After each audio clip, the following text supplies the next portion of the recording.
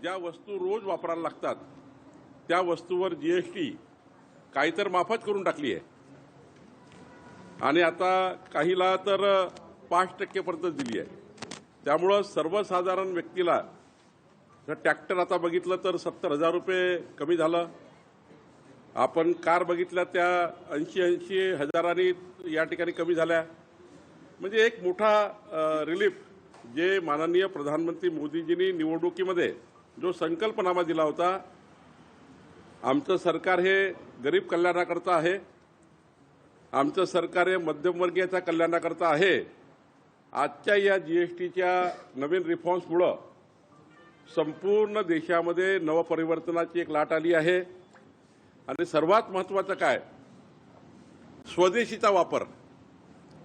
आज भारतीयांनी स्वदेशीचा जर वापर केला आणि त्यावरचा जीएसटीचा जो रेट शून्य करण्यात आला अनेक ठिकाणी अनेक वस्तूवर, तर स्वदेशी वापर वाढेल। भारतीय बनावटीच्या कंपनी जे उत्पादन तयार करतात त्यांना मोठी मदत मिळेल आणि आपल्या भारतातला पैसा भारतामध्ये राहील।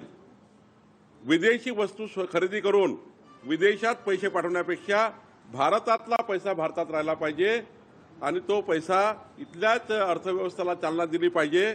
म्हणून या ठिकाणी स्वदेशीचा वापर हा अत्यंत महत्त्वाचा मूलमंत्र माननीय पंतप्रधान मोदीजींनी दिला आहे। त्यामुळं मला असं वाटतं या भारतवर्षामध्ये विकसित भारताचा 2047चा जो संकल्प मोदीजींनी केला त्या संकल्पाला जोडून कालचा जीएसटीचा निर्णय झाला आहे। कोराडी मंदिरात यावेळेस चांगल्या सुविधा करण्यात आल्या, प्रचंड मोठी गर्दी आहे आज स्वयंभू दर्शनासाठी।